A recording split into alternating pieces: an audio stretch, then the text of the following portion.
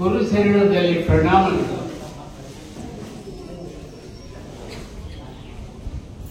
ಕಣ್ಣ ಬಿಟ್ಟರೆ ಜನನ, ಕಣ್ಣ ಮುಚ್ಚಿದರೆ ಮರಣ.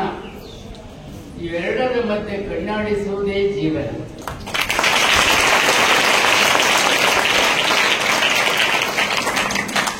ಹಾಗೆ ಕಣ್ಣಾಡಿಸಿಕೊಂಡಿರುವ ನಾನು ಹಾರ್ಕೋಡಿಗೆ ಬಂದಿದ್ದೇನೆ.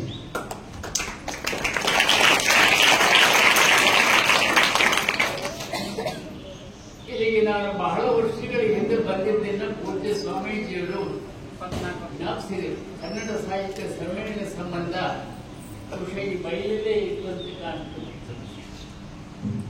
ನಾನಿದು ಎರಡನೇ ಸಲ ಮತ್ತು ಅನೇಕರ ಮುಖಗಳು ನಾನು ಹಿಂದೊಮ್ಮೆ ನೋಡಿದ ನೆನಪು ನನಗೆ ಕೆಲವು ಮುಖಗಳು. ಇಲ್ಲಿಗೆ ಸುಮಾರು 250 ವರ್ಷಗಳ ಹಿಂದೆ ಎಜಿನಿ ಗ್ರೆಲೆಟ್ ಅಂತ ಒಬ್ಬ ಚಿಂತಕ ಇದ್ದಾನೆ. ಅವನು ಒಂದು ಮಾತು ಹೇಳಿದ್ದಾನೆ, ನಾವು ಈ ಜಗತ್ತಿನಲ್ಲಿ ಹಾದು ಹೋಗುವುದು ಒಂದೇ ಸಲ. ನಾವು ಈ ಜಗತ್ತಿನಲ್ಲಿ ಹಾದು ಹೋಗುವುದು ಒಂದೇ ಸಲ. ಆದ್ದರಿಂದ ನಾವು ಮಾಡಬೇಕಾದ ಒಳ್ಳೆಯ ಕೆಲಸ ಏನೇ ಇದ್ರೂ ಈಗಲೇ ಮಾಡೋಣ. ಯಾಕೆಂದ್ರೆ ಅತ್ತ ಹೋದ ಮೇಲೆ ಮತ್ತೆ ಇತ್ತ ಬರುವುದಿಲ್ಲ ಅಂತ.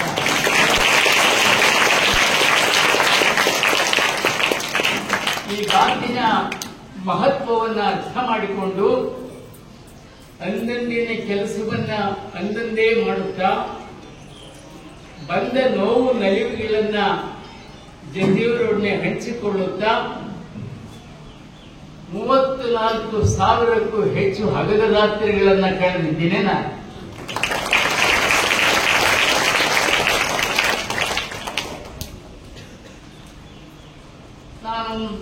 ಈಗ ನನ್ನ ಮನೆಯ ಬಾಗಿಲಲ್ಲಿ ಕಾಲಪುರುಷ ಬಂದು ಕಾಯ್ತಾ ಇದ್ದಾನೆ.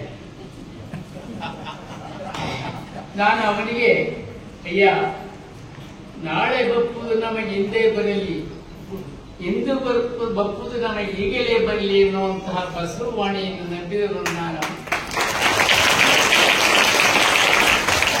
ಸಿದ್ಧವಾಗಿದ್ದೇನೆ.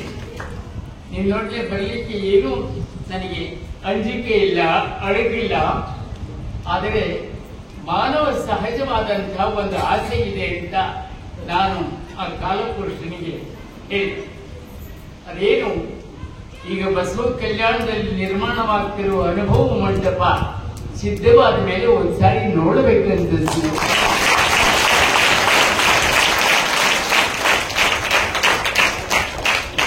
ಅದುವರೆಗೂ ನೀನು ಸ್ವಲ್ಪ ಕಾಲಿದಂತ ಆ ಕಾಲಪುರುಷನಿಗೆ ಹೇಳಿದ್ದೆ. ಆಗ ಪಾಪ ಹೊರಬಾಗಿಲಲ್ಲೇ ಕಾಯ್ತಾ ಇದ್ದಾನೆ. ಅನುಭವ ಮಂಟಪದ ನಿರ್ಮಾಣ ಕಾರ್ಯ ಬಹುಶಃ ಇನ್ನೊಂದೆರಡು ವರ್ಷದಲ್ಲಿ ಮುಗಿಯಬಹುದು. ಮುಗಿದ ಮೇಲೆ ಅವನು ಹೊರಡುವ ಅಂತಾನೆ. ಮುಗಿಯೋ ತನಕ ಅಂತ ನೀ ಹೇಳಿದ್ದಿಲ್ಲಪ್ಪ, ಈಗ ಹೊರಡು ಅಂತಾನೆ. ಆಗ ನಾನು ಅವನಿಗೆ ಹೇಳ್ತೇನೆ, ಅನುಭವ ಮಂಟಪ ಅಂದ್ರೆ ಒಂದು ಕಟ್ಟಡ ಅಲ್ಲಪ್ಪ, ಅದು 12ನೇ ಶತಮಾನದ ಶರಣರು ಅವರ ಚಿಂತನ ಕೇಂದ್ರವಾಗಿದ್ದಂತೆ ಇಂದಿನ ಜನರ ಚಿಂತನ ಕೇಂದ್ರ ಆಗಬೇಕು ಅಂತ ಆಸೆ. ಅಂತಹ ಚಟುವಟಿಕೆ ಆರಂಭ ಆಗಲು ತನಕ ಸ್ವಲ್ಪ ಕಾಯಬೇಕಿತ್ತು. ಅನುಭವ ಮಂಟಪದ ಕಟ್ಟಡ ನಿರ್ಮಾಣ ಆಯಿತು. ಅಲ್ಲಿ ಚಟುವಟಿಕೆಗಳು ಆರಂಭವಾದವು. ಆಗ ಹೊರಡಬೇಕಾದಂತಹ ಸಂದರ್ಭ. ನೀನು ಹೊರಡಲೇಬೇಕು ಅಂತಾನೆ, ಇನ್ನು ನೆಪ ಹೇಳೋಕ್ಕೆ ನಾನು ಕೇಳೋದಿಲ್ಲ, ಹೊರಡಲೇಬೇಕು ಅಂತಾನೆ ಕಾಲಪುರುಷ. ನಾನು, ಅಯ್ಯ ಕಾಲಪುರುಷ, ಹೇಗೋ ಇಲ್ಲಿವರೆಗೆ ಬಂದಿದ್ದಿ, ಈ ಅನುಭವ ಮಂಟಪದಲ್ಲಿ ಒಂದು ಸ್ವಲ್ಪ ಹೊತ್ತು ಕೂತಿದ್ದು ಅಲ್ಲಿ ಚಿಂತನೆ ಏನ್ ನಡೀತಿದೆ ಅನ್ನೋದನ್ನ ಕೇಳು, ಆಮೇಲೆ ಹೋಗೋಣ ಅಂತ ಹೇಳಿ ಅಂತ ನಾನು ಹೇಳ್ತೇನೆ. ನನ್ನ ಮಾತಿನಂತೆ ಆತ ನೂತನ ಅನುಭವ ಮಂಟಪದಲ್ಲಿ ನಡೀತಕ್ಕಂತಹ ಕಾರ್ಯಕಲಾಪಗಳನ್ನು ನೋಡ್ತಾ ಒಳಗಡೆ ಕೂತಿದ್ದಾನೆ. ಆಗ ನಾನೇ ಹೋಗೋಣಪ್ಪ ಅಂತ ನಾನೇ ಎಬ್ಬಿಸಿದೆ. ಅದಕ್ಕೆ ಅವನು ಹೇಳಿದ, ಬೇಕಾದ್ರೆ ನೀನು ಹೋಗು, ನಾನು ಇಲ್ಲೇ ಇರ್ತೀನಿ.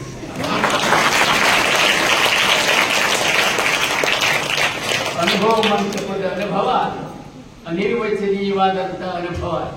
ಅಲ್ಲಿ ಹೋಗಿ ಕೂತರೆ ಹೊರಗಡೆ ಬರಲಿಕ್ಕೆ ಸಾಧ್ಯ ಇಲ್ಲ. ಅದು ವಿವರಣೆ ಎಲ್ಲ ಹೇಳಲಿಕ್ಕೆ ಹೋಗೋದಿಲ್ಲ.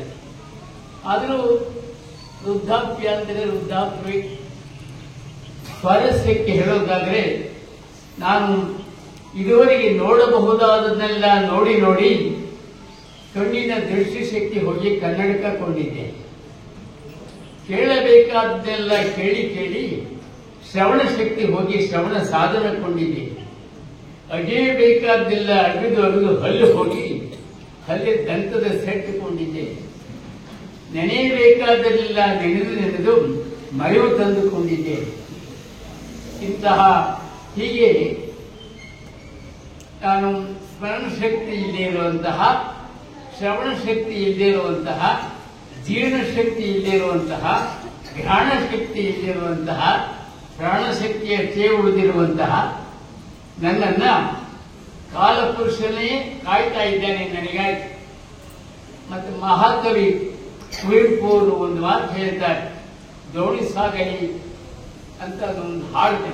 ಅವ್ರು ಏನ್ ಹೇಳ್ತಾರೆ, ಇಂದು ಇಂದಿಗೆ, ನೆನ್ನೆ ನೆನ್ನೆಗೆ, ಇರಲಿ ನಾಳೆಯು ನಾಳೆಗೆ ಅಂತ ಮಹಾಕವಿ ಪುಟ್ಟಪ್ಪನವರು. ಹಾಗೆ ನೆನ್ನೆಯ ನೆನಪಿಲ್ಲದ, ನಾಳೆಯ ನಿರೀಕ್ಷೆ ಇಲ್ಲದ, ಇದ್ದಷ್ಟೇ ಕೈಕಾಲು ಆಡಿಸಿಕೊಂಡಿರುವ ನನ್ನನ್ನ ಭಾಗ್ಯ ಮಠದ ಪೂಜ್ಯ ಶ್ರೀ ಡಾಕ್ಟರ್ ಬಸವಲಿಂಗ ಪಟ್ಟದೇವರು ಮತ್ತು ಪೂಜ್ಯ ಶ್ರೀ ಗುರುಬಸವ ಪಟ್ಟದೇವರು ಆಗಿಂದಾಗ ಕರೀತಾನೆ ಇರ್ತಾರೆ. ಅಂತೆ ಇನ್ನು ಮತ್ತು ನಾಳೆ ಬಸವ ಕಲ್ಯಾಣದಲ್ಲಿ ನಡೀತಾ ಇರುವಂತಹ ಸಿದ್ದರಾಮೇಶ್ವರ ನನ್ನ ಕುರಿತು ಒಂದು ರಾಷ್ಟ್ರೀಯ ವಿಚಾರ ಸಂಕಿರಣ. ಸುಮಾರು ನಾಡಿನ ನಾನಾ ಭಾಗದಿಂದ ಅನೇಕ ವಿದ್ವಾಂಸರು ಬಂದಿದ್ದಾರೆ. ಬೆಳಗ್ಗೆ ನಮ್ಮ ಹಾರಕೋಟದ ಪೂಜ್ಯರು ಕೂಡ ಅಲ್ಲಿಗೆ ದಯಮಾಡಿಸಿದ್ದರು. ಅವರು ಸಂಘಟಿಸಿರ್ತಕ್ಕಂತಹ ರಾಷ್ಟ್ರೀಯ ಚಿಂತನ ಸಂಕಿರಣದ ಉದ್ಘಾಟನೆಗೆ ನನ್ನನ್ನು ಕರೆದಿದ್ದರು.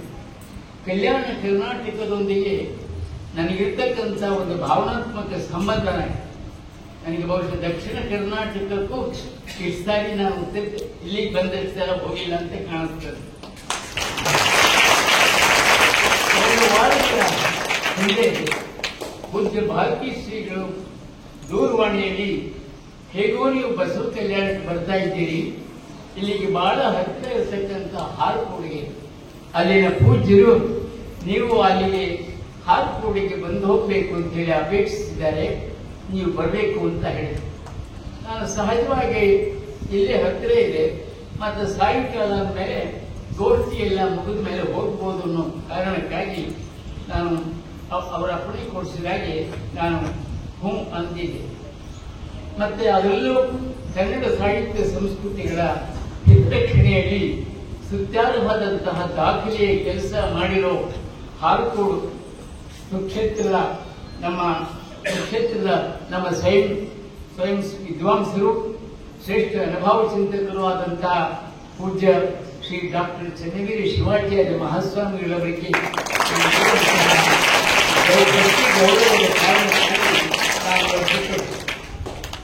ಆದರೆ ಇಲ್ಲಿನ ಕಾರ್ಯಕ್ರಮದ ಬಗ್ಗೆ ನನಗೆ ಸ್ಪಷ್ಟವಾಗಿ ತಿಳಿದಿಲ್ಲ.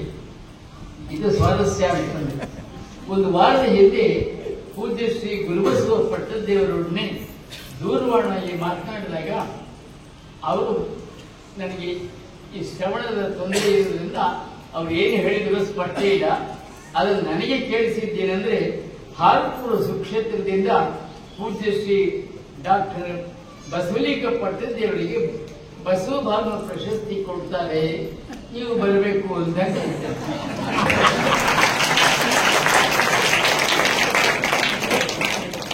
ಬಹಳ ಸಂತೋಷ. ಅವರಿಗೆ ನಮ್ಮ ಬಸವಲಿಂಗ ಪಟ್ಟದೇವರಿಗೆ ಹೋದ ಸಾರಿ ಅವರಿಗೆ ಬಂದಿದೆ ಅನ್ನೋದು ನನಗೆ ಗೊತ್ತಿಲ್ಲ. ಆಗ ಬಹಳ ಸಂತೋಷ ಅಂತ ಅಂದುಬಿಟ್ಟಿನಿ ನಾನು. ಆದ್ರೆ ಸ್ವಾಮೀಜಿ ಹೇಳ್ತಾರೆ, ಅದೆಲ್ಲ ನಿಮಗೆ ಪ್ರಶಸ್ತಿ ಅಂತ ನನಗೆ ಹೇಳಿದಾಗ ಎಷ್ಟು ಸಂತೋಷ ಪಟ್ಟನೋ, ನನಗೆ ಅಂದಾಗ ನಾನು ಅಷ್ಟೇ ಸಂಕೋಚಪಟ್ಟೆ. ಯಾಕೆಂದ್ರೆ ನನಗೆ ಸಾಕಷ್ಟು ಅನೇಕ ಪ್ರಶಸ್ತಿಗಳು ಬಂದಿದ್ದಾರೆ. ಆದರೂ ಈ ಪ್ರಶಸ್ತಿಗೆ ಒಂದು ಪಾವಿತ್ರ್ಯತೆ ಇದೆ ಅಂತ ನಾನು ಭಾವಿಸಿದ್ದೇನೆ.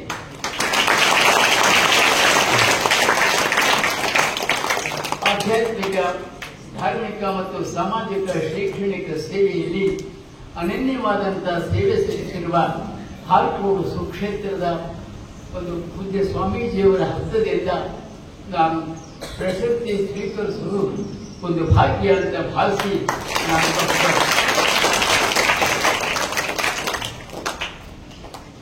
ಇದ್ದ ಪ್ರಶಸ್ತಿ ಸಮಾರಂಭಗಳಲ್ಲಿ ಸಾಮಾನ್ಯವಾದಂದ್ರೆ ಪ್ರಶಸ್ತಿ ಯಾರು ಪಡೀತಾರೋ ಅವರ ಬಗ್ಗೆ ಹೊಗಳು, ಇವರಂಥವರು ಇಂಥವರು ಸಂತೆಯಲ್ಲಿ ಮೆಂಟಲು ಕದ್ದವರು ಅಂತ ಅವ್ರನ್ನ ಹೊಗಳು.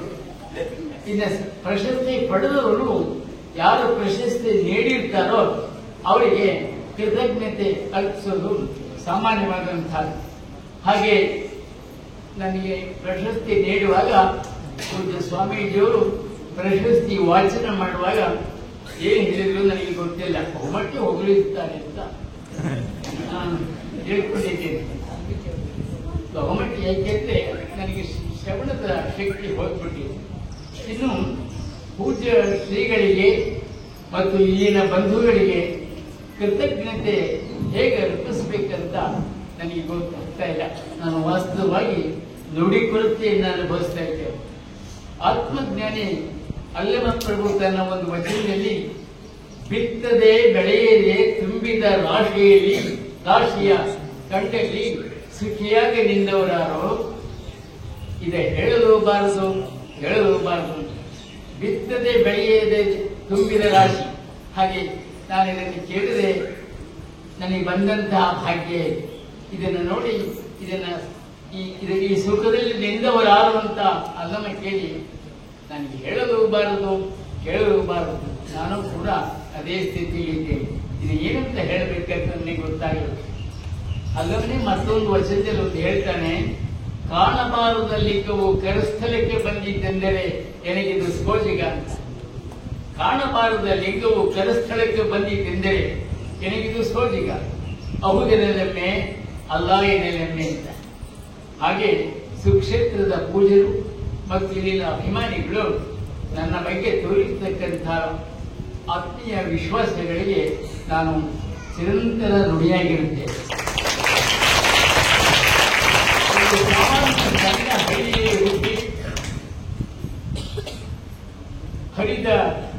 ಹಳ್ಳಿಯಲ್ಲಿ ಹುಟ್ಟಿ ಮುರಿದ ಚಾಪೆಯ ಮೇಲೆ ಹರಿದ ಕಂಬಳಿ ಹೊದ್ದು ಮಲಗುತ್ತಿದ್ದ, ಬಾಲ್ಯದಲ್ಲಿ ಅರೆಹೊಟ್ಟೆ ಅರಮೈನಲ್ಲಿದ್ದ, ಒಂದು ಹೊತ್ತಿನ ಹಿಟ್ಟು ರೊಟ್ಟಿಗಾಗಿ ಕಂಡವರ ಹೊಲದಲ್ಲಿ ಕೂಲಿ ಮಾಡುತ್ತಿದ್ದ, ಉನ್ನತ ಶಿಕ್ಷಣದಿಂದ ವಂಚಿತನಾದ ಒಬ್ಬ ಸಾಮಾನ್ಯ ವ್ಯಕ್ತಿ ಈ ನಾಡಿನಾದ್ಯಂತ ಜನರ ಪ್ರೀತಿ ವಿಶ್ವಾಸಗಳಿಗೆ ಪಾತ್ರನಾದದೇ ಒಂದು ಸೋಜಿ.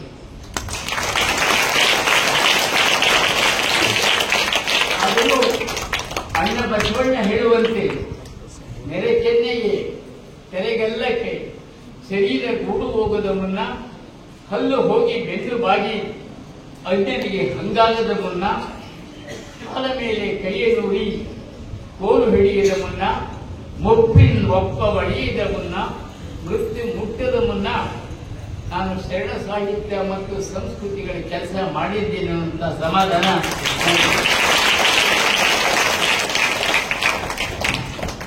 ಮತ್ತೆ ನನ್ನ ತಂದೆ ತಾಯಿ ಹೇಳ್ತಾ ಇದ್ರು, ಯಾವುದೇ ಅವಕಾಶ ನಿನಗೆ ಒದಗಿದ್ರೆ ಅದನ್ನ ಪ್ರಾಮಾಣಿಕವಾಗಿ ಬದ್ಧತೆಯಿಂದ ನಿಷ್ಠೆಯಿಂದ ನೀನು ಸೇವೆ ಸಲ್ಲಿಸಬೇಕಪ್ಪ ಅಂತ.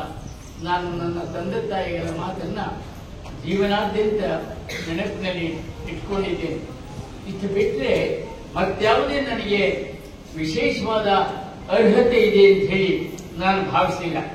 ಬಹುಶಃ ಪೂಜ್ಯ ಶ್ರೀ ಡಾಕ್ಟರ್ ಚನ್ನವೀರ ಶಿವಾಚಾರ್ಯ ಮಹಾಸ್ವಾಮಿಗಳು ಈ ಬಸವಭಾನು ಪ್ರಶಸ್ತಿಗೆ ವಯಸ್ಸಾದ ಹಿರಿಯರೊಬ್ಬರು ಇರಲಿ ಅಂತ ಹೇಳಿ ಆರಿಸಬೇಕು ಅಂತ ಅನಿಸ್ತದೆ.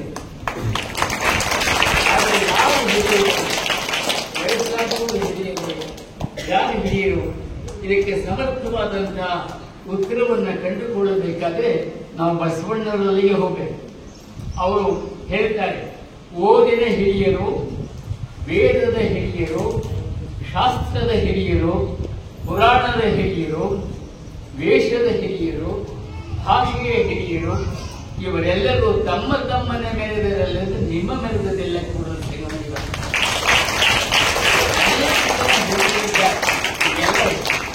ಇದ್ದಾರೆ, ವೇದದ ಹಿರಿಯರು, ಮತ್ತೆ ಈಗೀಗಂತೂ ವಾದದ ಹಿರಿಯರು ಇದ್ದಾರೆ. ಈ ವಚನದಲ್ಲಿ ಬರ್ತಕ್ಕಂತಹ ಓದು, ವೇದ, ಶಾಸ್ತ್ರ, ಪುರಾಣ, ವೇಷ, ಭಾಷೆ ಈ ಶಬ್ದಗಳ ಹೊರತಾಗಿ ಮತ್ತೆ ಮತ್ತೆ ಬರುವಂತಹ ಒಂದು ಶಬ್ದ ಅಂದರೆ ಹಿರಿಯರು ಅನ್ನುವಂತಹ ಮಾತು. ಹಿರಿಯರು ಅಂದರೆ ನಿಘಂಟುಕಾರರು ಡಿಕ್ಷನರಿ ಏನ್ ಹೇಳ್ತಾರೆ ಅಂದ್ರೆ ವಯಸ್ಸಾದವರು, ಪ್ರಭಾವ ಇರುವಂತಹವರು, ವಂಶದಿಂದ ಹಿರಿಯರಾದವರು, ಗುಣ ಉಳ್ಳಂಥವರು ಅವರನ್ನ ಹಿರಿಯರು ಅಂತಾರೆ. ಆದರೆ ಬಸವಣ್ಣವರು ಹೇಳುವ ಹಿರಿಯರು ಅವರಲ್ಲ. ಅವರು ವೇದಶಾಸ್ತ್ರ, ಪುರಾಣ, ವೇಷ, ಭಾಷೆಗಳನ್ನ ಅಸಹಜಗೊಳಿಸಿದಂತಹ ಹಿರಿಯರು. ವ್ಯಂಗ್ಯಾರ್ಥದಲ್ಲಿ ಹೇಳ್ತಾರೆ, ನನ್ನ ವಸ್ತುನಿಷ್ಠತೆಯನ್ನ ಮರೆಮಾಚಿದಂಥವರು, ಕಲ್ಪನೆ ಮತ್ತು ಭ್ರಮೆಗಳನ್ನೇ ಸತ್ಯ ಅಂತ ತಿಳಿದವರು, ನಾವು ಅರಿತಿದ್ದೇವೆ ಎನ್ನುವಂತಹ ಅಹಂಕಾರದಿಂದ ಮೆರೆದವರು, ನಮ್ಮ ಪ್ರತಿಷ್ಠೆಯನ್ನು ಮೆರೆದವರು, ಅರಿವು ಆಚರಣೆಗಳಲ್ಲಿ ಸಮರಸ ಇಲ್ಲದೇ ಇರುವರು, ಇವರೆಲ್ಲ ಸಾರ್ಥಕರಲ್ಲ, ಕೃತಕರು ಅಂತ ಹೇಳಿ ಬಸವಣ್ಣವರು ಹೇಳ್ತಾರೆ.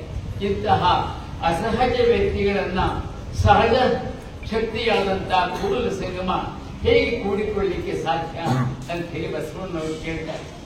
ಈ ವಿಪರ್ಯಾಸದ ಹಿರಿಯರ ಬಗ್ಗೆ ಸಂವಿಜ್ಞಾನಿ ಚನ್ನಬಸವಣ್ಣ ಅಜಕೋಟಿ ವರ್ಷದವರೆಲ್ಲರೂ ಹಿರಿಯರೇ, ಹುತ್ತೇರಿ ಬೆತ್ತ ಬೆಳೆದ ತಪಸ್ಸುಗಳೆಲ್ಲ ಹಿರಿಯರೇ, ನಡು ಮುರಿದು ಗುಡುಗೂರಿ ತಲೆ ನಡಿಗಿ ನೆರೆ ಹೆಚ್ಚಿ ಮತಿಗೆಟ್ಟು ಒಂದೇ ನಾಡ ಹೋಗಿ 9 ನಾಡವ ಮತಿಹೀನರೆಲ್ಲ ಹಿರಿಯರೇ ಅಂತ ಕೇಳ್ತಾರೆ.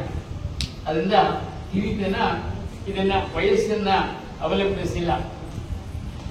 ಚನ್ನಬಸವಣ್ಣ ಹೇಳೋ ಪ್ರಕಾರ ಯಾವ ಹಿರಿಯರು ಅಂತಂದ್ರೆ ಆ ಹಿರಿತನದ ಪಟ್ಟವನ್ನ ಅನುಭಾವಿ ಅಕ್ಕ ಮಹಾದೇವಿ ಕೊಡ್ತಾನೆ. ಯಾಕೆಂದ್ರೆ ಆಕೆ ಅನುವರಿತು ಘನವ ಬೆರೆಸಿ ಹಿರಿಕಿರಿದೆಂಬ ಭೇದವಿಲ್ಲದೆಪ್ಪ ಹಿರಿಯತನ ಅಕ್ಕ ಮಹಾದೇವಿ ಕೊಡ್ತಾನೆ.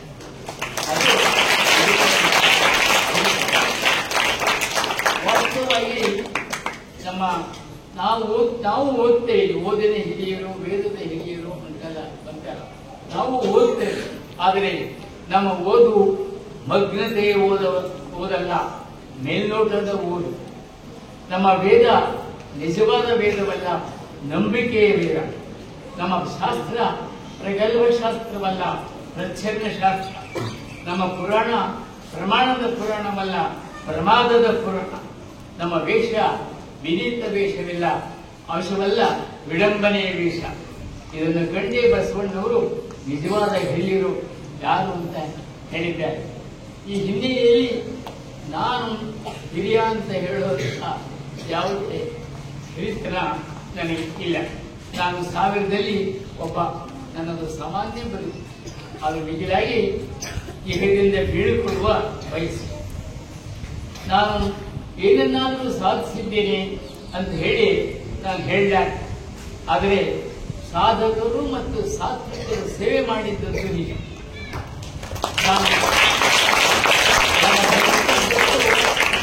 ನನ್ನ ಬದುಕಿಗೆ ಉದ್ದಕ್ಕೂ ನಾನು ದೊಡ್ಡದು ಅಂತ ಹೇಳಿದ್ದೇನೆ. ಆದರೆ ಸಣ್ಣದನ್ನ ಸಣ್ಣದು ಅಂತ ಹೇಳಲಿಕ್ಕೆ ಹೋಗಿಲ್ಲ. ಯಾಕೆಂದ್ರೆ ಆ ಸಣ್ಣದು ಒಂದು ದಿವಸ ದೊಡ್ಡದಾಗ್ತದೆ ಅಂತ ನನಗೆ ಗೊತ್ತು. ನನ್ನ ಜೀವನದಲ್ಲಿ ಕೆಲವು ದಾರ್ಶನಿಕರ ಮಾತುಗಳನ್ನ ಹಿಡಿದುಕೊಂಡೇ ನನ್ನ ಜೋಳಿಗೆಯಲ್ಲಿ ಇಟ್ಕೊಂಡೇ ಹೋಗ್ತಾ ಇದ್ದೇನೆ. ಆ ಮಾತುಗಳು ಯಾವೆಂದರೆ, ಕೆಟ್ಟವರನ್ನ ಕಾಣಲು ನಾನು ಹೋದೆ, ಕೆಟ್ಟವರನ್ನ ಕಾಣಲಿಕ್ಕೆ ನಾನು ಹೋದೆ ಅಂತ ಕೆಟ್ಟವರು ಯಾರೂ ಕಾಣಲಿ. ಆಗ ನನ್ನನ್ನೇ ನಾನೇ ನೋಡಿಕೊಂಡೆ. ಆಗ ತಿಳಿಯಿತು ನನಗಿಂತ ಕೆಟ್ಟವರು ಬೇರೆ ಯಾರೂ ಇಲ್ಲ.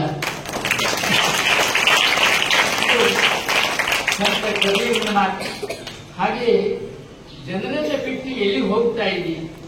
ನೀನೇ ಜನರಿಗಿಂತ ಬುದ್ಧಿವಂತನಾದರೆ ಆ ಜನರ ಬಳಿಗೆ ಹೋಗಿ ಜನರನ್ನು ಬುದ್ಧಿವಂತರನ್ನಾಗಿ ಮಾಡು. ಒಂದು ವೇಳೆ ಜನರೇ ಬುದ್ಧಿವಂತರಾಗಿದ್ದು ನಿನಗಿಂತ, ಆಗಲೂ ನೀನು ಜನರ ಬಳಿಗೆ ಹೋಗಿ ಅವರಿಂದ ನೀನು ಬುದ್ಧಿವಂತನಾಗು ಅನ್ನುವಂತಹ ಹಾಗೆಯೇ ನಮ್ಮ ಹಳ್ಳಿಯ ತಾಯಿ ಬೀಸುವಾಗ, ಕುಟ್ಟುವಾಗ, ತೊಟ್ಟು ತೂಗುವಾಗ ಹಾಡುವಂತಹ ತ್ರಿಪದಿ ಮಂದಿ ಮಕ್ಕಳೊಳಗೆ ಚೆಂದಾಗುವಂತಿರಬೇಕು. ನಂದಿಯೇ ಶಿವನ ಧೈರ್ಯದಿಂದ ಹೋಗುವಾಗ ಮಂದಿ ಬಾಯಾಗೆ ಇರಬೇಕಂತ. ನಂದಿಯೇ ಶಿವನ ಧೈರ್ಯದಿಂದ ಹೋಗುವಾಗ ಮಂದಿ ಬಾಯಾಗೆ ಇರಬೇಕು. ಅಂತ ಬದುಕು ನಿನ್ನದಾಗಿರಬೇಕು ಅಂತ ಹೇಳುವಂತ ನಮ್ಮ ಹಳ್ಳಿಯ ಹೆಣ್ಣಿನ ತಾಯಿ. ಇದೆಲ್ಲಕ್ಕಿಂತ ಮಿಗಿಲಾಗಿ ಬಸವಣ್ಣ ಹೇಳೋ ಮಾತು, ಕರ್ತರಟ್ಟಿದೆಡೆ ಮಧ್ಯದಲ್ಲಿ ಮಹಾಮನೆಯ ಕಟ್ಟಿ. ಬಸವಣ್ಣ ಹೇಳ್ತಾನೆ, ನೀನು ಅಟ್ಟಿದೆ ಇಲ್ಲಿ ಹೋಗುವಂತೆ ಕಳಿಸಿದೆ. ಕರ್ತರಟ್ಟಿದೆಡೆ ಮಧ್ಯದಲ್ಲಿ ಮಹಾಮನೆಯ ಕಟ್ಟಿ. ಸತ್ಯ ಶರಣರಿಗೆ ತೊತ್ತು ಕೃತ್ಯನಾಗಿ ನಾನು ಸವೆದು ಬದುಕಿದೆ. ಸತ್ಯ ಶರಣರಿಗೆ ನಾನು ತೊತ್ತು ಕೃತ್ಯನಾಗಿ ಸವೆದು ಬದುಕಿದೆನು. ಕರ್ತನ ಹೆಸರು ಮುಗಿದು ಮತ್ತೆ ಬರಲ್ಲ ಎಂದು ಅಟ್ಟಿದೆಡೆ ನಾನು ಕಳಿಸಿದ ಕೆಲಸ ಆಯ್ತು, ನೀನು ವಾಪಸ್ ಬಾ ಅಂತ ಹೇಳಿ ಒಂದು ವೇಳೆ ಅವರಂದ್ರೆ ಕೂಡಲ ಸಂಗಮ ದೇವರ ನಿರೂಪಕ್ಕೆ ಮಹಾಪ್ರಸಾದ ಅಂತೇಳಿ ನನ್ನ ಕರ್ತವ್ಯ ನಾನು ಮಾಡಿದ್ದೇನೆ ಅಂತ ಹೇಳಿ ನೀವು ವಾಪಸ್ ಬಂದಿದ್ರೆ ಬಹಳ ಸಂತೋಷ ಅಂತ ಬಂದಿದ್ದೆ. ಮಹಾಪ್ರಸಾದ ಅಂತ ಅಂತೀನಿ ಇದ್ದಾನೆ. ಇಂತಹ ಲೋಕದರ್ಶನ ಸೂಕ್ತಿಗಳನ್ನ ನನ್ನ ಬದುಕಿನ ಹಾದಿ ನಡೆಯುವಾಗ ದಾರಿ ದೀಪವಾಗಿ, ಊರು ಗೋಲಾಗಿ, ತೋರು ಬೆರಳಾಗಿ ನಾನು ಬಳಸಿಕೊಂಡಿದ್ದೇನೆ. ನಾನು ಆಗಾಗ ಹೇಳೋದುಂಟು, ಬದುಕು ಅನ್ನುವಂಥದ್ದು ಒಂದು ಮ್ಯಾಥಮೆಟಿಕ್ಸ್, ಅರ್ಥಮೆಟಿಕ್, ಅಂಕಗಣಿತ ಇದ್ದಾಗ. ಅಂಕಗಣಿತದಲ್ಲಿ ಕೂಡೋದಿರ್ತದೆ, ಕಳೆಯೋದಿರ್ತದೆ, ಗುಣಿಸೋದಿರ್ತದೆ, ಹಾಕಿಸೋದಿರ್ತದೆ. ಹಾಗೆ ಬದುಕಿನಲ್ಲಿ ಇವೆಲ್ಲವೂ ಇರ್ತವೆ. ಇದನ್ನು ಯಾರು ಈ ಬದುಕಿನ ಅಂಕಗಣಿತವನ್ನು ಯಾರು ಅರ್ಥ ಮಾಡಿಕೊಂಡಿರುತ್ತಾರೋ ಅವರು ಬದುಕಿನ ಎಲ್ಲ ಸಮಸ್ಯೆಗಳನ್ನು ಎದುರಿಸತಕ್ಕಂಥ ಸಾಮರ್ಥ್ಯ, ಶಕ್ತಿ ಅವರಿಗೆ ಇರ್ತದೆ. ಹಾಗೆ ನನ್ನ ಬದುಕಿನಲ್ಲಿ ಎಲ್ಲವೂ ಸುಗಮವಾಗಿತ್ತಂತ ಹೇಳಲಿಕ್ಕಾಗಲ್ಲ. ಎಷ್ಟೋ ಅಡ್ಡಿ ಆತಂಕಗಳನ್ನು ನಾನು ಎದುರಿಸಿ ಹೋದಾಗಲೂ ಕೂಡ ಅಲ್ಲಿ ಅದರಿಂದ ಪಾರಾಗಲಿಕ್ಕೆ ಬೇಕಾದಂತಹ ಪ್ರಜ್ಞೆ ನನ್ನಲ್ಲಿ ಇದ್ದ ಕಾರಣ ನಾನು ಗೆದ್ದು ಬಂದೆ ಅಂತ ಹೇಳಬಹುದು. ನಾನೀಗ ಬದುಕಿನ ಹಾಳೆಗಳನ್ನೆಲ್ಲ ಮುಗಿಸಿ ಕೊನೆಯ ಹಾಳೆಯಲ್ಲಿದ್ದೆ. ಇದುವರೆಗೆ ನನಗೆ ನನ್ನ ಬದುಕಿಗೆ ರಕ್ಷೆಯಾಗಿದ್ದಂತಹ ನಾಡಿನ ಧರ್ಮಗುರುಗಳು, ಬಂಧು ಮಿತ್ರರು, ಅಭಿಮಾನಿಗಳ ಪ್ರೀತಿ ವಿಶ್ವಾಸಗಳ ರಕ್ಷೆಯಲ್ಲಿ ನನ್ನ ಮುಂದೆ ಉಳಿದಿರ್ತಕ್ಕಂಥ ದಿನಗಳನ್ನ ನಾನು ಕಳೆಯಬೇಕು ಅಂತ ಇದ್ದೇನೆ. ಹಾಗೆಯೇ ನಾನು ಇರೋವರೆಗೂ ಯಾರಿಗೂ ನೋವಾಗದಂತೆ, ಯಾರಿಗೂ ಭಾರವಾಗದಂತೆ ಇರಬೇಕು ಅಂತ ನಾನು ನಿರ್ಧಾರ ಮಾಡಿದ್ದೇನೆ. ಬಂಧುಗಳೇ, ಹಾರ್ಕೋಡು ಸುಕ್ಷೇತ್ರದಲ್ಲಿ ಪೂಜ್ಯ ಶ್ರೀ ಡಾಕ್ಟರ್ ಜನವೀರ ಶಿವಾಚಾರ್ಯ ಸ್ವಾಮೀಜಿಯವರು ಒದಗಿಸಿರ್ತಕ್ಕಂಥ ಈ ಸಾಂಸ್ಕೃತಿಕ ವೇದಿಕೆಯಿಂದ ಎಷ್ಟೋ ನಾಡಿನ ಎಷ್ಟೋ ಧರ್ಮಗುರುಗಳು, ಹಿರಿಯ ಚಿಂತಕರು, ವಿದ್ವಾಂಸರು, ರಾಜಕಾರಣಿಗಳು, ಸಾಹಿತ್ಯ ಕಲಾವಿದರು ಆಡಿರ್ತಕ್ಕಂಥ ಮಾತುಗಳನ್ನೆಲ್ಲ ನೀವು ಕೇಳಿರ್ತಕ್ಕಂಥ ನಿಮಗೆ ನನ್ನ ಮಾತುಗಳಲ್ಲಿ ಅಂತಹ ಕ್ರಮಬದ್ಧತೆ ಇಲ್ಲೇ ಇರಬಹುದು. ಅಥವಾ ನಾನು ಇದುವರೆಗಿನ ಅನುಭವಕ್ಕೆ ಹಿಡಿದಂಥ ಕನ್ನಡಿಯೇ ನನ್ನ ಕೈ ನಡಿಲಿ ನಿಮಗೆ ಸ್ಪಷ್ಟವಾಗಿ ಕಾಣದೇ ಇರಬಹುದು. ಇದಕ್ಕಾಗಿ ನಿಮ್ಮ ಕ್ಷಮೆ ಕೊಡ್ತೇವೆ. ನಾನು ಮೊದಲೇ ಹೇಳಿದಂತೆ ನನ್ನ ವೃದ್ಧಾಪ್ಯಕ್ಕಾಗಿ ಮೊದಲಿನಂತೆ ವೇದಿಕೆಗಳಲ್ಲಿ ಸುಗಮವಾಗಿ ಸ್ವಯಂ ಸ್ಫೂರ್ತಿಯಿಂದ ಮಾತನಾಡತಕ್ಕಂತಹ ರೂಢಿ ಹೋಗಿದೆ. ಹಾಗಾಗಿ ನಾನು ಒಂದು ವೇಳೆ ಹಿಂದೆ ಬಂದಾಗ ಇಲ್ಲಿ ಹೇಳಿದ್ದನ್ನೇ ಹೇಳಿರಬಹುದು, ಅಥವಾ ನೀವು ಕೇಳಬಾರದನ್ನು ನಾನು ಹೇಳಿರಬಹುದು. ಇದಕ್ಕಾಗಿ ನೀವೆಲ್ಲ ಸಹಾನುಭೂತಿಯಿಂದ ಆಲಿಸಿದ್ದೀರಿ ಅಂತ ನಾನು ನಂಬಿದ್ದೇನೆ. ಬಾಲ್ಕಿ ಮಠದ ಪೂಜ್ಯ ಶ್ರೀ ಗುರುಬಸವ ಪಟ್ಟದೇವರ ಸಾನ್ನಿಧ್ಯದಲ್ಲಿ ಈ ಬಸವಭಾನು ಪ್ರಶಸ್ತಿ ನಾನು ಸ್ವೀಕರಿಸಿರುವುದು ನನಗೆ ತುಂಬಾ ಹರ್ಷವುಂಟು ಮಾಡಿದೆ. ಮತ್ತೆ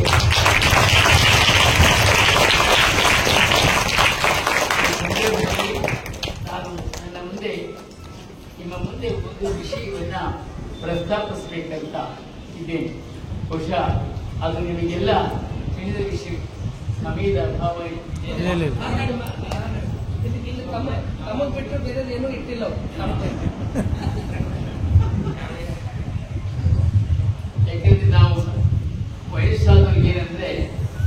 ಬಿಟ್ಟು ಹೋಗಿಬಿಡ್ತಾನೆ, ಹೇಳಬೇಕಂತ ಹೇಳಿ ಹೋಗ್ಬಿಡ್ತಾನೆ. ಈ ಸಂದರ್ಭದಲ್ಲಿ ನಾನು ನಿಮ್ಮ ಮುಂದೆ ಒಂದು ವಿಷಯವನ್ನ ಪ್ರಸ್ತಾಪಿಸಬೇಕಂತಿದ್ವಿ. ಸ್ವಾರಸ್ಯಕ್ಕೆ ಹೇಳ್ತೇನೆ, ಅದೆಲ್ಲ ನಮಗೆ ತಿಳಿದಿರೋ ವಿಷಯ. ಸ್ವಾರಸ್ಯಕ್ಕೆ ಹೇಳೋದಾದ್ರೆ, ಕಲಬುರಗಿಯವರಿಗೆ ಶರಣ ಬಸವೇಶ್ವರ ದೇವಾಲಯದ ಬಗೆಗೆ, ಬೀದರ್ನವರಿಗೆ ಬಸವ ಕಲ್ಯಾಣದ ಬಗೆಗೆ, ಬೆಳಗಾವಿಯವರಿಗೆ ಕಿತ್ತೂರಿನ ಬಗೆಗೆ, ಉತ್ತರ ಕನ್ನಡದವರಿಗೆ ಉಳುವಿ ಕ್ಷೇತ್ರದ ಬಗೆಗೆ, ಉಡುಪಿಯವರಿಗೆ ಧರ್ಮಸ್ಥಳದ ಬಗೆಗೆ, ದಕ್ಷಿಣ ಕನ್ನಡದವರಿಗೆ ಸಮುದ್ರ ತೀರದ ಬಗೆಗೆ, ಮೈಸೂರಿನವರಿಗೆ ಅರಮನೆಯ ಬಗೆಗೆ, ಹಾಸನದವರಿಗೆ ಶ್ರವಣಬೆಳಗೊಳದ ಬಗೆಗೆ, ಕೊಡಗಿನವರಿಗೆ ಕಿತ್ತಳೆ ಹಣ್ಣಿನ ಬಗೆಗೆ, ಚಿಕ್ಕಮಗಳೂರಿನವರಿಗೆ ಕಾಫಿ ಬೆಳೆಯ ಬಗೆಗೆ, ತುಮಕೂರಿನವರಿಗೆ ಸಿದ್ಧಗಂಗಾ ಮಠದ ಬಗ್ಗೆ, ಹಾಗೆ ಕೊಪ್ಪಳದವರಿಗೆ ಗವಿಮಠದ ಬಗ್ಗೆ, ಗದಗದವರಿಗೆ ತೋಂಟಿದಾರ್ಯ ಮಠದ ಬಗ್ಗೆ, ವಿಜಯನಗರದವರಿಗೆ ಹಂಪಿಯ ಬಗ್ಗೆ, ಬಳ್ಳಾರಿಯವರಿಗೆ ಅದಿರಿನ ಗಣಿಯ ಬಗೆಗೆ, ಹಾವೇರಿಯವರಿಗೆ ಹಾಲಿಗಲ ಮಠದ ಬಗ್ಗೆ, ಚಿತ್ರದುರ್ಗದವರಿಗೆ ಮುರುಘಾ ಮಠದ ಬಗ್ಗೆ, ಚಿಕ್ಕಬಳ್ಳಾಪುರದವರಿಗೆ ನಂದಿ ಬೆಟ್ಟದ ಬಗ್ಗೆ, ಚಾಮರಾಜನಗರದವರಿಗೆ ಮಹದೇಶ್ವರ ಬೆಟ್ಟದ ಬಗ್ಗೆ, ಕೋಲಾರದವರಿಗೆ ವಿದುರಾಶ್ವತ್ಥದ ಬಗ್ಗೆ, ಹಾಗೆ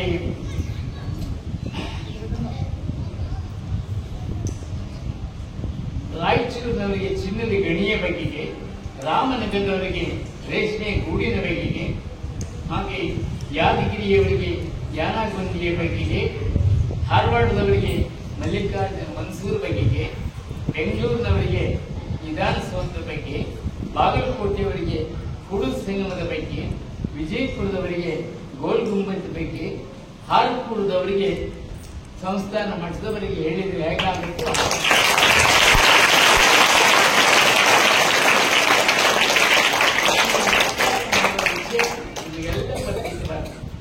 ಆದರೂ ನನ್ನ ಸಮಾಧಾನಕ್ಕಾಗಿ ನಾನು ಇದನ್ನು ಪ್ರಸ್ತಾಪ ಮಾಡ್ತಾ ಇದ್ದೇನೆ.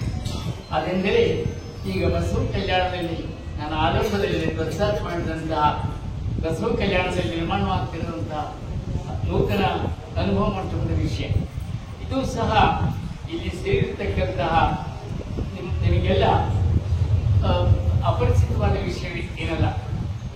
ಆದರೂ ಈ ನೂತನ ಅನುಭವ ಮಂಟಪವನ್ನ ಯೋಜನೆಯನ್ನು ರೂಪಿಸುವಲ್ಲಿ ನನ್ನ ಪಾತ್ರ ಇರೋದ್ರಿಂದ ಇದನ್ನು ನಾನು ನಿಮಗೆ ಹೇಳ್ತಾ ಇದ್ದೇನೆ.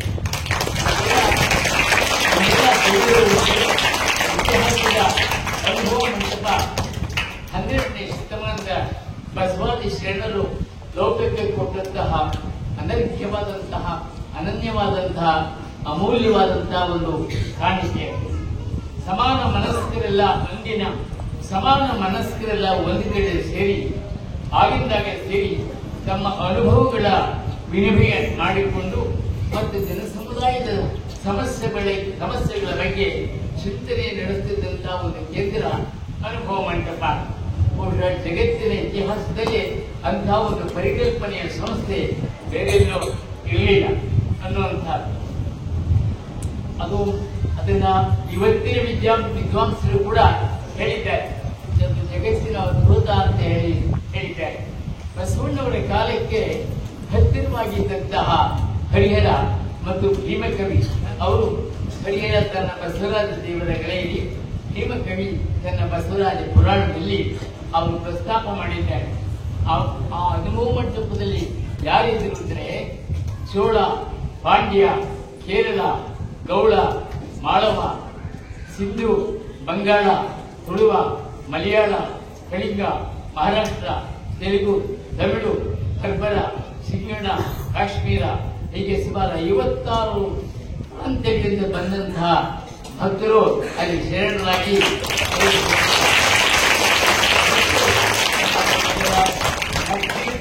ಅದರ ಭವ್ಯತೆ ಸಾಮಾನ್ಯವಾದ್ದಲ್ಲ, ಅದನ್ನು ಅರ್ಥ ಮಾಡಿಕೊಳ್ಳಬೇಕಾಗ್ತದೆ.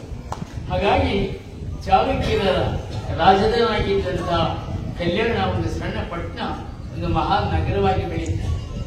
ನಮ್ಮ ಇತಿಹಾಸದ ಪ್ರಕಾರ ಅಂದಿನ ಬಸವ ಕಲ್ಯಾಣದ ಜನಸಂಖ್ಯೆ ಸುಮಾರು 3.5 ಲಕ್ಷದಷ್ಟಿತ್ತು ಅಂತ ಹೇಳ್ತಾರೆ. ಈಗಲೂ ಅಷ್ಟೇ ಆಗ್ತಾ ಬಂದಿರಬೇಕು ಅಂತ ನಾನು ಆಧುನಿಕರು ಸೇರಿ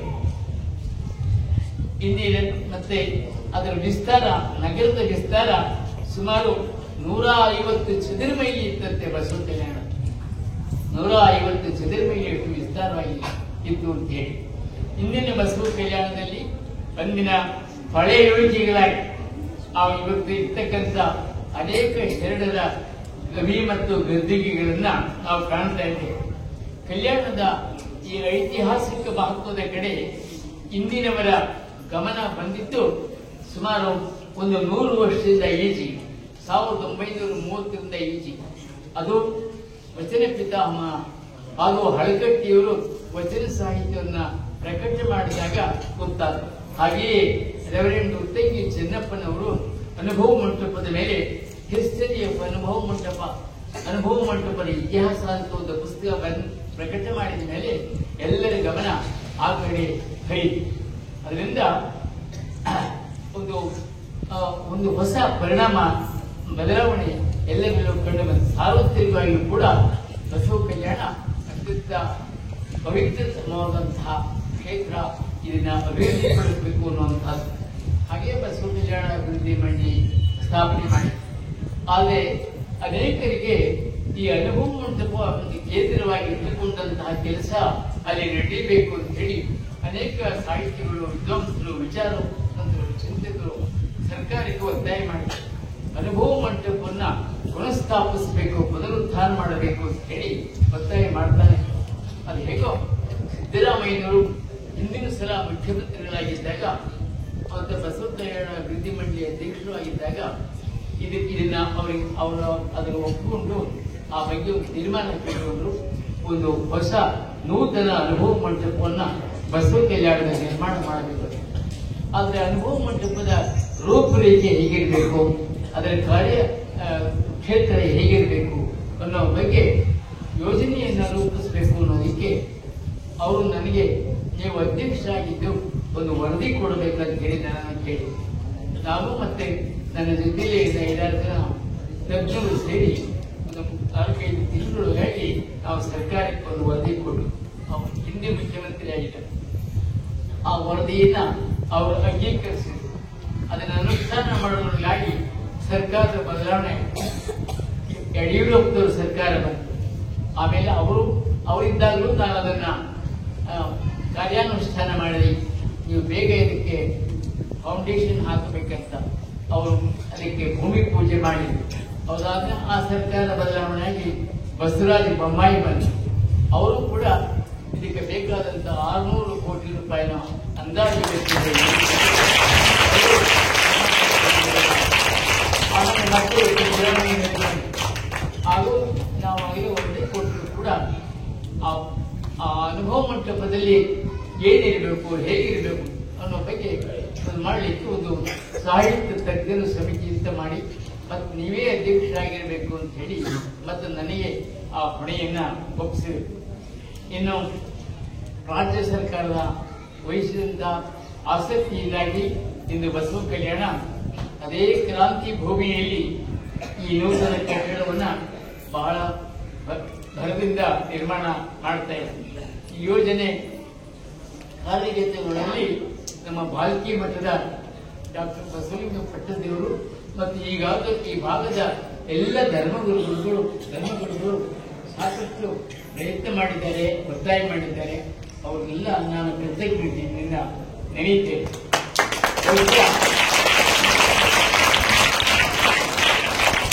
ಈ ಪ್ರಧಾನ ಕಟ್ಟಡ ಮೇನ್ ಬಿಲ್ಡಿಂಗ್ ಇರ್ತೀವಲ್ಲ, ಅದು ಅದರ ವಿಸ್ತೀರ್ಣ 7.5 ಎಕರೆ ಪ್ರದೇಶದಲ್ಲಿ ಬರೀ ಕಟ್ಟಡ ಇದೆ. ಆ ಕಟ್ಟಡದಲ್ಲಿ ಅದರ ಎತ್ತರ 182 ಅಡಿ ಎತ್ತರ ಇದೆ. ಭಾರತೀಯ ಮಾನದಂಡಕ್ಕೆ ಅನುಗುಣವಾಗಿ ನಡೀತಾ ಇರುವಂತಹ ಈ ನಿರ್ಮಾಣದಲ್ಲಿ ಬಸವಾದರು ಶರಣರು ಸಾರಿದಂತಹ ಷಟ್ಸ್ಥಲ, ಪಂಚಾಚಾರ, ಅಷ್ಟಾಭರಣ ಈ ಸಿದ್ಧಾಂತಗಳನ್ನ ನಾವು ಅಳವಡಿಸಲಿಕ್ಕೆ ಪ್ರಯತ್ನ ಮಾಡಿದ್ದೇವೆ. ಹಾಗೆಯೇ 12ನೇ ಶತಮಾನದಲ್ಲಿ ಇದ್ದಂತಹ ಶರಣರು ನಡೆಸಿದ ಸಮಾಜ ಧಾರ್ಮಿಕ ಕ್ರಾಂತಿ ಮತ್ತು ಅಂದಿನ ಅನುಭವ ಮಂಟಪಕ್ಕೆ ಸಂಬಂಧಿಸಿದಂತ ಎಲ್ಲ ಮಾಹಿತಿ ಅದಕ್ಕೆ ದೇಶಿ ವಿದೇಶದಿಂದ ಅನುಭವ ಮಂಟಪ ನೋಡಲಿಕ್ಕೆ ಬರ್ತಾರೆ. ಅವರೆಲ್ಲರಿಗೂ ಕೂಡ ಅದೆಲ್ಲ ಚಿತ್ರದ ಮೂಲಕ ಮತ್ತು ಕೆಲವು ಶಿಲೆಗಳಲ್ಲಿ ಕೊರೆಸುವ ಮೂಲಕ ಅದನ್ನ ಬಂದವರಿಗೆ ತಿಳಿಯುವ ಹಾಗೆ ಮಾಡಿದ್ವಿ. ಸುಮಾರು 300ಕ್ಕೂ ಹೆಚ್ಚು ಎಲ್ಲ ಶರಣರ ಆಯ್ದ ವಚನಗಳನ್ನ ಅಲ್ಲಿನ ಕಲ್ಲಿನ ಕಂಬಗಳ ಮೇಲೆ ಕೆತ್ತಾ ಇದ್ದಾರೆ. ಬಹುಶಃ ಅದನ್ನೆಲ್ಲ ನೀವು ನೋಡಿದ್ದೀರಿ. ಇನ್ನು ನೂತನ ಅನುಭವ ಮಂಟಪದ ಸಂಕೀರ್ಣದಲ್ಲಿ ಮತ್ತೆ ಅಧ್ಯಯನ ಮತ್ತು ಸಂಶೋಧನಾ ಆಸಕ್ತರಿಗೆ ಅನುಕೂಲ ಆಗುವ ಹಾಗೆ ಒಂದು ಬೃಹತ್ ಗ್ರಂಥ ಭಂಡಾರವನ್ನ ವ್ಯವಸ್ಥೆ ಮಾಡಲಿಕ್ಕೆ ಅದಕ್ಕೆ ಅವಕಾಶ ಕಲ್ಪಿಸಿದೆ. ಹಾಗೆಯೇ ಡಾಕ್ಯುಮೆಂಟೇಶನ್ ದಾಖಲೀಕರಣ ಅಂದ್ರೆ ಹಳೆಯದೆಲ್ಲ ಮರೆತು ಎಲ್ಲೆಲ್ಲೋ ಕಣ್ಮರೆಯಾಗಿ ಹೋಗಿಬಿಡ್ತದೆ. ನಾನು ಯಡಿಯೂರಪ್ಪನವರು ಮುಖ್ಯಮಂತ್ರಿಯಾಗಿದ್ದಾಗ ಒಂದು ಪ್ರಸ್ತಾವನೆ ಕೊಟ್ಟೆ. ಅതെಂದ್ರೆ ನಮ್ಮ ಶರಣರ ಕ್ಷೇತ್ರಗಳೇನಿದ್ದಾವೆ ಅವೆಲ್ಲ ಕಣ್ಮರೆಯಾಗಿ ಹಾಳಾಗಿ ಹೋಗ್ತಾ ಇದೆ. ಅದನ್ನು ನಾನು ಚಿತ್ರೀಕರಣ ಮಾಡ್ತೇನೆ, ನೀವು ಒಂದಿಷ್ಟು ನೆರವು ಕೊಡಬೇಕು ಅಂತ ಸುಮಾರು 22 ಲಕ್ಷ ರೂಪಾಯಿದು ಒಂದು ಪ್ರಸ್ತಾವನೆ ಕಳಿಸಿದೆ. ಅವ್ರು ನೀವೇ ಮಾಡೋದಾದ್ರೆ ನಾನು ಇಲ್ಲ ಅನ್ನೋಲ್ಲ ಅಂತ ಅದನ್ನ ಮಂಜೂರು ಮಾಡಿ, ಅದರ ಪರಿಣಾಮವಾಗಿ ನಾವು ರಾಜ್ಯದಲ್ಲಿರ್ತಕ್ಕಂಥ ಎಲ್ಲ ಶರಣ ಕ್ಷೇತ್ರಗಳನ್ನ ನಾವು ಫಿಲ್ಮ್ ಮಾಡಿದ್ದೇವೆ. ಅದು ದೂರದರ್ಶನದಲ್ಲಿ ಅದಕ್ಕೆ ನೋಡಬೇಕು. ಮತ್ತು ಹಾಗೇನೆ ಸಶಸ್ತ್ರವಾದಂತಹ ಒಂದು ಗ್ರಂಥವನ್ನು ಕೂಡ ನಾವು ತಂದಿದ್ದೇವೆ. ನಾಡಿನ ಲಕ್ಷಾಂತರ ಬಸವಾಭಿಮಾನಿಗಳ, ಅದರಲ್ಲೂ ವಿಶೇಷವಾಗಿ ಪೂಜ್ಯ ಡಾಕ್ಟರ್ ಬಸವಲಿಂಗಪಟ್ಟ ದೇವರ ಕೆಲಸದಂತಹ ವಚನ ವಿಶ್ವವಿದ್ಯಾಲಯ ಕೂಡ ಅಲ್ಲಿ ನಡೆಯಬೇಕು ಅಂತ ಹೇಳಿ ನಾವು ಆ ಪ್ರಸ್ತಾವನೆಯಲ್ಲಿ ಹಾಕಿದ್ದೇವೆ.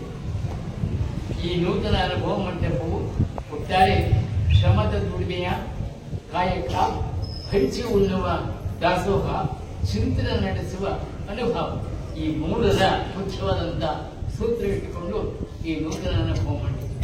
ಈ ನೂತನ ಅನುಭವ ಮಂಟಪ ಶರಣರ ವಿಚಾರಧಾರೆಯನ್ನು ಕುರಿತಂತೆ ಚರ್ಚೆ ಮಾಡುವುದಷ್ಟೇ ಅಲ್ಲದೆ ಸಮಕಾಲೀನ ಸಮಸ್ಯೆಗಳು, ಆರ್ಥಿಕ, ಸಾಮಾಜಿಕ, ಶೈಕ್ಷಣಿಕ ಈ ಎಲ್ಲ ಸಮಸ್ಯೆಗಳನ್ನು ಕುರಿತು ರಾಷ್ಟ್ರದ ಮತ್ತು ಅಂತಾರಾಷ್ಟ್ರ ಮಟ್ಟದ ತಜ್ಞರೆಲ್ಲ ಅಲ್ಲಿ ಆಗಿಂದಾಗೆ ಸೇರಬೇಕು. ಬಸವ ಕಲ್ಯಾಣದಲ್ಲಿ ಜಾಗತಿಕ ಮಟ್ಟದ ಮತ್ತು ರಾಷ್ಟ್ರ ಮಟ್ಟದ ಆಗಿಂದಾಗೆ ದೊಡ್ಡ ದೊಡ್ಡ ಸಮಾವೇಶಗಳು ನಡೆಯಬೇಕು ಅಂತ ಹೇಳಿ ನಾವು ಆ ಪ್ರಸ್ತಾವನೆಯಲ್ಲಿ ಕೊಟ್ಟಿದ್ದೇವೆ. ಬಹುಶಃ ನಮ್ಮ ಹಾರಕೋಡು ಕ್ಷೇತ್ರದ ಪೂಜ್ಯ ಶ್ರೀ ಡಾಕ್ಟರ್ ಚನ್ನವೀರ ಶಿವಾಚಾರ್ಯ ಸ್ವಾಮೀಜಿಯವರು ಈ ಸಲದ ಈ ಬಸವಭಾನು ಪ್ರಶಸ್ತಿಗೆ ನನ್ನನ್ನು ಪರಿಗಣಿಸಲಿಕ್ಕೆ ಬಹುಶಃ ಈ ಅನುಭವ ಮಂಟಪದ ಒಂದೇ ಒಂದು ಕಾರಣ ಆಗಿರಬೇಕು.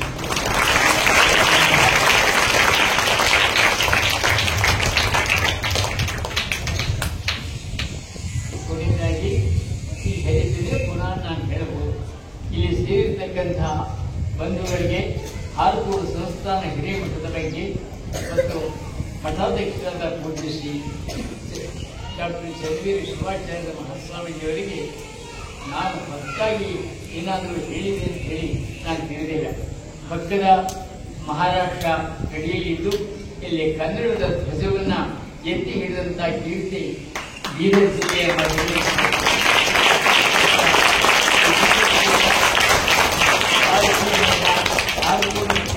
ಬಾಗಂಗ್ರ, ಔಟ ಮತ್ತೆ ಈ ಹುಣಸೂರ ಈ ಮಠಗಳು ಸಾಕಷ್ಟು ಕೆಲಸವನ್ನ ಮಾಡಿದ್ರೆ ಇಲ್ಲಿ ಕನ್ನಡ ಜೀವಂತವಾಗಿ ಉಳಿಲಿಕ್ಕೆ ಸಾಧ್ಯವಿಲ್ಲ. ಈ ಮಠಗಳು ವಹಿಸಿರ್ತಕ್ಕಂಥ ಪಾತ್ರ ನಿಜಕ್ಕೂ ಗಣನೀಯವಾದಂತಹ. ಅದರಲ್ಲೂ ಭಾರತಿ ಮತ್ತು ಹಾರಕೋಡು ಮಠಗಳ ಸಾಮಾಜಿಕ ಮತ್ತು ಸಾಂಸ್ಕೃತಿಕ ಸೇವೆ ಬಹುಶಃ ಗಮನಾರ್ಹವಾದಂತಹ.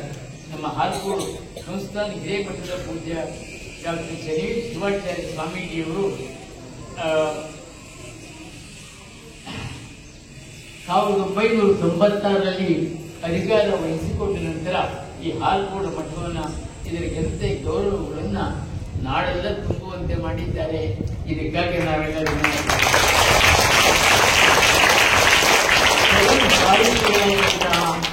ಡಾಕ್ಟರ್ ಚನ್ನವೀರ ಶಿವಾಚಾರ್ಯ ಮಹಾಸ್ವಾಮೀಜಿಯವರು ಶ್ರೀಮಠದಿಂದ 100ಕ್ಕೂ ಹೆಚ್ಚು ಸಾಹಿತ್ಯ ಕೃತಿಗಳನ್ನು ಪ್ರಕಟ ಮಾಡಿದ್ದಾರೆ. ಈ ಸುಕ್ಷೇತ್ರದ ವತಿಯಿಂದ ಪ್ರಕಟವಾಗಿರ್ತಕ್ಕಂಥ ಒಂದು ವಿಶೇಷ ಪ್ರಕಟಣೆ ಅಂತಂದ್ರೆ ನಾಡಿನ ಹಿರಿಯ ವಿದ್ವಾಂಸರನ್ನ ಆದಂತಹ ಡಾಕ್ಟರ್ ಸಂಗಮೇಶ ಸವದತ್ತಿ ಮಠ ಅವರು ಸಂಪಾದಿಸಿರ್ತಕ್ಕಂಥ ವಿಷಯ ವಚನ ಸಂಪುಟ 14 ಸಂಪುಟಗಳನ್ನ ಪ್ರಕಟ ಮಾಡಿದ್ದಾರೆ. ಅದು ನಿಜಕ್ಕೂ ಕನ್ನಡ ನಾಡಿನ ಕನ್ನಡ ಸಾಹಿತ್ಯ ಭಂಡಾರಕ್ಕೆ ಒಂದು ಅಮೂಲ್ಯವಾದಂತಹ ಕೊಡುಗೆ.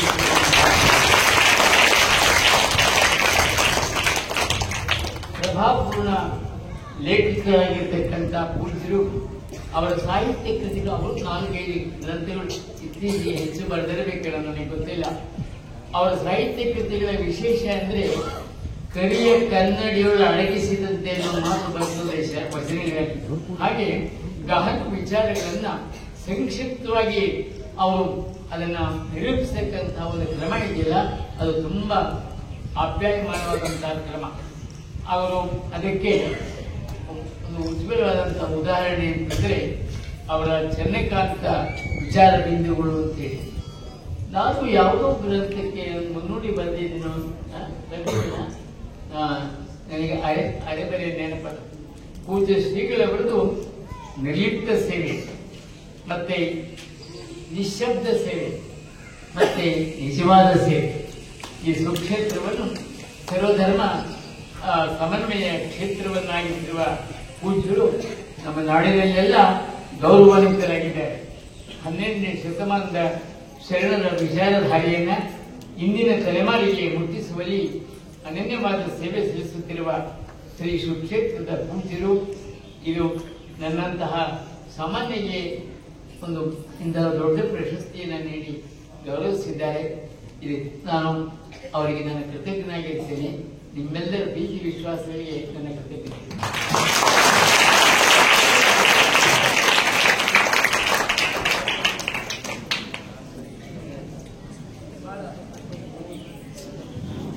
ತುಂಬಿದ ಕೂಡ ತೊಳಕದಂತ ಮಾತೇ ಮೌನ ಆಯ್ತು. ನಮ್ದು ಅವರ ವಿಚಾರಧಾರೆ, ಅವರು ಬಂದಿದ್ದು ಬಸವ ಕಲ್ಯಾಣದಲ್ಲಿ ರಾಷ್ಟ್ರೀಯ ವಿಚಾರ ಸಂಕಿರಣಕ್ಕೆ ಉದ್ಘಾಟಕರಾಗಿ ಬಂದಿದ್ರು. ಅದು ಯೋಗ ಹೇಗೆ ಕೂಡ ಇಷ್ಟು ವಿಚಾರಗಳು ಅಲ್ಲಿ ಹಂಚಿಕೊಳ್ಳಲಿಲ್ಲ.